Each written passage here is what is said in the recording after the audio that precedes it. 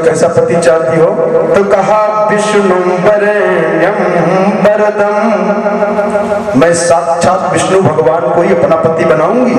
तपः परममास्थितः, अर्जुन कहे देवी जी 3-4 विवाह हो चुका है उनका, आपका अगर इनकार कर देता तो कहा कि नान्यम पतिम वृणे वीर न अन्यम, अगर विष्णु भगवान हमको स्वीकार नहीं किए तो मैं किसी दूसरे के गले में जयमाल नहीं डालूंगी। अरे तमृते श्री निकेतनम, भगवान के सिवाय मैं किसी को अपना पति बनाऊंगी ही नहीं, बल्कि तपस्या के द्वारा अपने शरीर का परित्याग कर दूंगी। अर्जुन आकर के भगवान से प्रार्थना की, महाराज परम भक्त है, आपकी परम भक्ता है, इसके ऊपर दया कर दीजिए। तो भगवान उनके साथ भी विवाह कर लिए। इसके बाद एक दिन भगवान जा रहे थे, उज्जैन के राजा बिंद और अनुबिंद, इनकी जो बहन थी मित्रविंदा, तो बिंद अनुबिंद ने जो दुर्योधन के साथी थे और मित्रविंदा जो है इनकी दोनों की बहन, ये चाह रही है कि हमारे पति भगवान कृष्ण बन जाए, इसलिए भगवान इनके साथ विवाह किया। और एक कौशल देश के राजा नग्नजित हुए, नग्नजित ने अपनी लड़की सत्या का विवाह करने का स्वयंवर रचा और कहा कि जो 7 दुर्दांत बैलों को पकड़ के बांध देगा उसी के साथ मैं अपनी लड़की सत्या का विवाह कर दूंगा।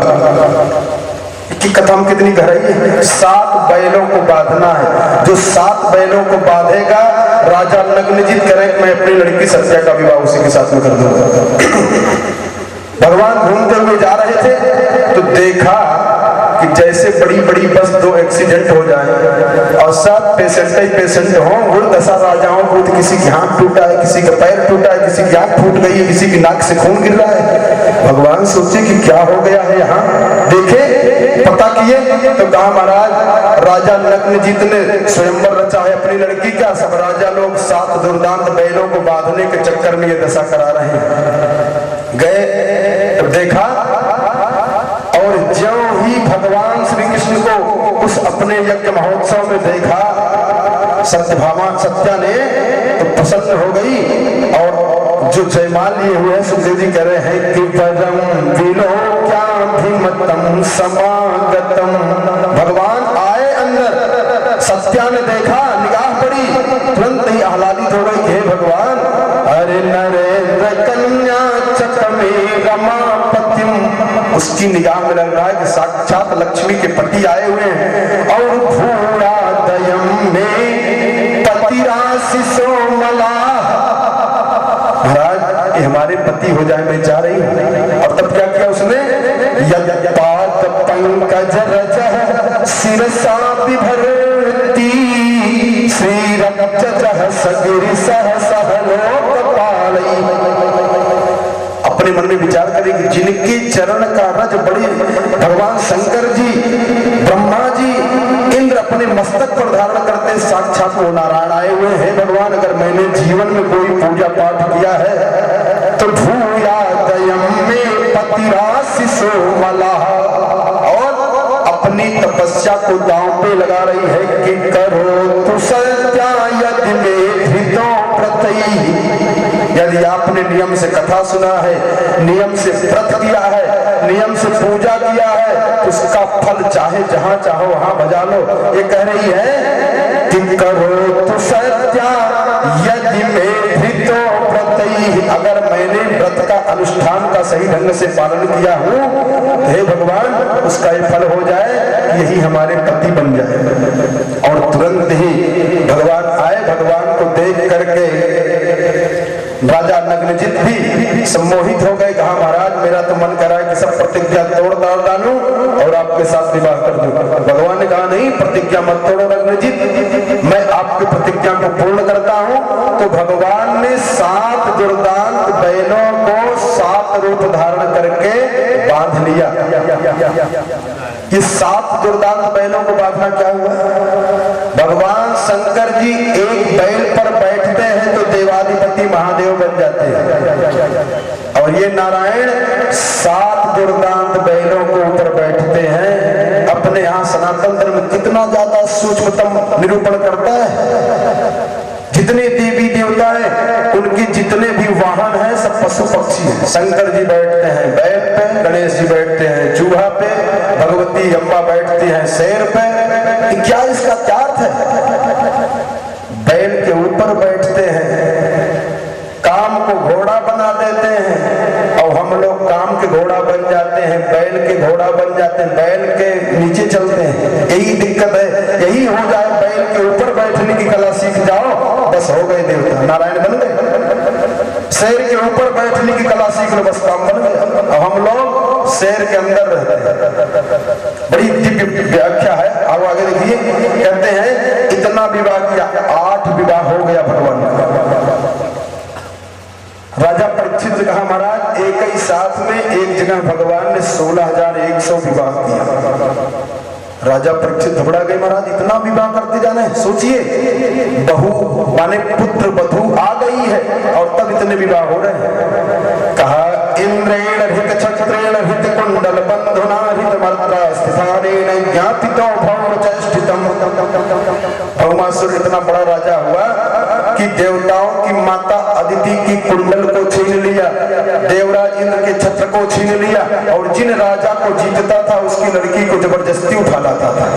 नारद जी पहुंचे और भौमासुर को देखा तो भौमासुर ने कहा महाराज मैं बहुत परेशान हो गया हूँ। कहा क्यों?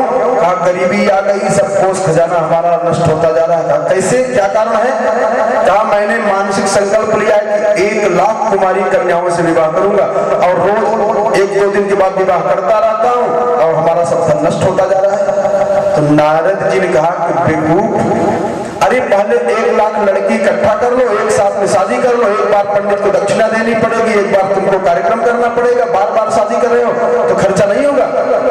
राज की चलई अरे नीति बीनू जाने, राजा बन गए, नीति जान ही नहीं है, कैसे चलेगा?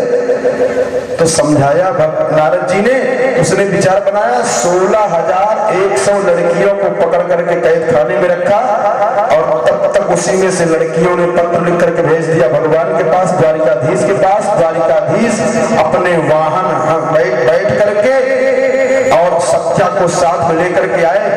इसकी बड़ी दिव्य बात है, प्राग ज्योतिषपुर में रहता है, 7 किले बंदी किया है, खाई का घेरा है, गैस का है, पानी का है, पहाड़ का है। ये 7 जो किला बंदी तोड़ेगा वो प्राग ज्योतिषपुर के अंदर जाएगा। उसके अंदर मुर नामक दैत्य है जो 5 सिर वाला है, और जब वो मरेगा तो उसके 7 भाई हैं, वो मरेंगे, तब ये भौमासुर प्रकट होगा, तब भौमासुर आएगा। और ये हमारे आपके जीवन की घटना बनती है, जो हम लोगों को जैसे भीष्म पितामह ने कहा ना, इतिमति रूपकल्पिता वितृष्णा भगवती सात्वत पुंगवे विभूमि स्वसुखमुपगते क्वचित् विहरतुम। ये भौमासुर हमारे आपकी मति का हरण करता है। अब इन उपक्रम को जो जानेगा तब भौमासुर की मृत्यु होगी।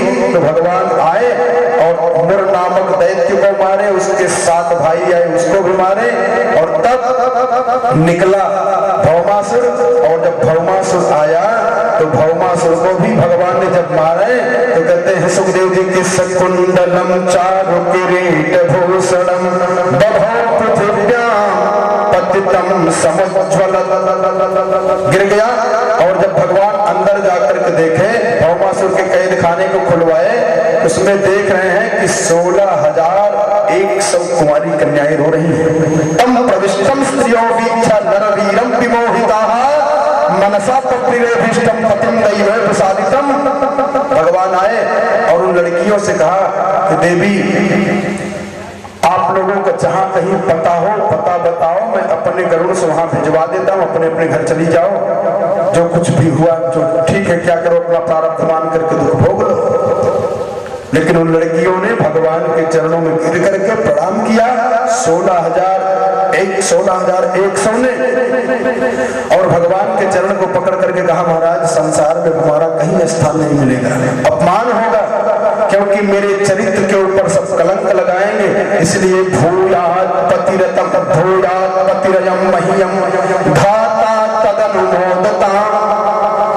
आप यहाँ मैं दासी बनकर के पड़ी रह जाऊंगी, ठीक है, क्योंकि अगर विवाह भी हो जाएगा तो पति भी चरित्र के ऊपर कलंक लगाएगा। घर गांव में रहूंगी तो सब कलंक लगाएंगे, और महाराज केवल वो कलंक तो आप मिटाने वाले हो, इसलिए मैं आपके साथ रहना चाहती हूँ।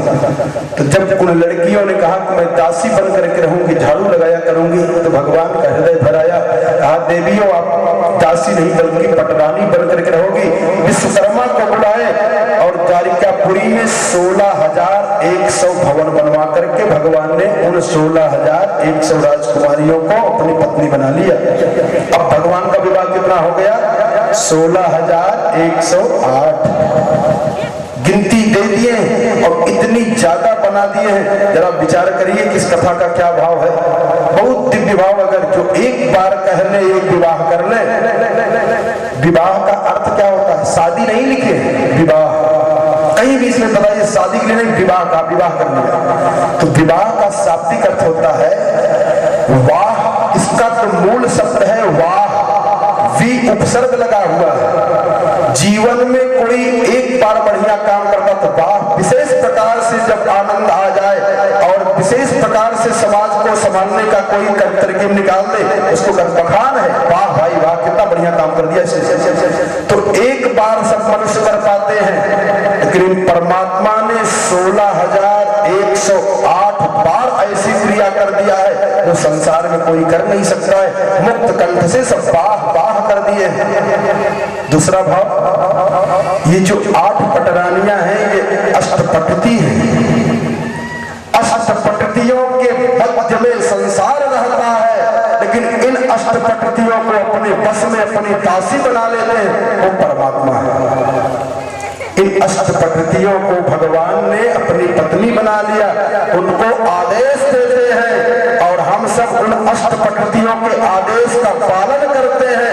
यही जीव और ईश्वर में अंतर है कि हम उस प्रकृति के बस में रहते हैं, परमात्मा उस अष्टपटतियों को बस में रखता है। ये परमात्मा का लक्षण है। अणो अरियान महतो महियान, ये भगवान की लीला है। एक दिन रुक्मिणी जी के साथ भगवान मजाक किए, इस कथा को बताए। रुक्मिणी जी ने बड़ा सुंदर अर्थ किया वेदांत से, भगवान प्रसन्न हो गए। कहा देवी जी ऐसे मेरे कथा का जो अर्थ करता है वही असल में जानकार है, और सब जान नहीं पाते हैं। फिर भगवान के संतति का वर्णन बताए। सब पत्नियों को 10-10 पुत्र, एक कन्या पैदा हुई। इसमें भी देख लीजिए कि 10-10 पुत्र, एक कन्या हो रही। इसका मतलब सब रहस्य ही भरा हुआ है।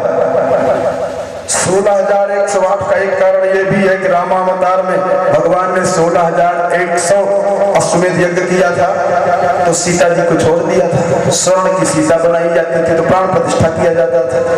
बिना धर्म पत्नी के यज्ञ सफल नहीं होता है। ब्राह्मण की पत्नी अगर नहीं है तो कुश की पत्नी बना करके तब यज्ञ कराया जाता है। क्षत्रिय की पत्नी नहीं है तो स्वर्ण की पत्नी बना करके तब यज्ञ कराया जाता है। ऐसे सबका नियम है। तो भगवान राम लोकापवाद से बचने के लिए अपनी धर्मपत्नी सीता जी को निष्कासित कर दिए थे, लेकिन हृदय के आसन में सीता जी विराजमान रहा करती थी हमेशा। सीता जी की मूर्ति स्वर्ण की बना करके राम ने यज्ञ किया। तो जब विसर्जन हुआ तो भगवान जितनी भी देवियां थी सब देवियों ने कहा ऐसा करिए कि आप लोग कुछ प्रबुद्ध लोग आगे बैठे रहे, जो लोग आए इनको समझ में नहीं आ पाएगा, उनको वहां लेकर वहीं चढ़वा दिया करिए, वहीं रख लिया करिए। 1-2 लोग आगे बैठे रहे, और जब डॉक्टर साहब कहाँ हैं, आप आगे आ जाइए। उन्हें प्राण प्रतिष्ठा किया गया था। सब स्त्रियों ने कहा महाराज आपने हमको प्राण प्रतिष्ठा करके छोड़ दी, अब बताओ मैं क्या करूं। तो भगवान ने कहा कि इस बार मेरा मर्यादा में अवतार हुआ, अगली बार जब मैं लीला अवतारी लीलाधारी बनकर के आऊंगा तो आप लोग मेरी पत्नी बनोगी। तो वही सभी पत्नियां हैं, पत्नी बनकर के भगवान के साथ में रह रही है। बहुत अर्थ है इसके। तो कहते हैं एक बार बाणासुर, प्रहलाद के पुत्र हुए विरोचन, विरोचन के बलि, बलि के पुत्र हुए बाणासुर। बाणासुर शंकर जी की बड़ी पूजा कर रहा है, बड़ा पूजा किया, बड़ी उपासना किया। एक बार भगवान शंकर जी अपनी पत्नी पार्वती को प्रसन्न करने के लिए नृत्य कर रहे थे, और उस नृत्य करते समय दशकंधर आ गया और बाणासुर के पास 1000 हाथ थे। 1000 हाथ हाथों से वाद्य यंत्र लेकर के बजाने लगा और रावण बैठ करके लिखने लगा, जटाटवीग लज्जल प्रवाह पावित स्थले कलेवलम जलम्बिताम भुजंग तुंग मालिकाम डमट डमट डमट डमन निनाद मट डमरवयम चकार चंड तांडवम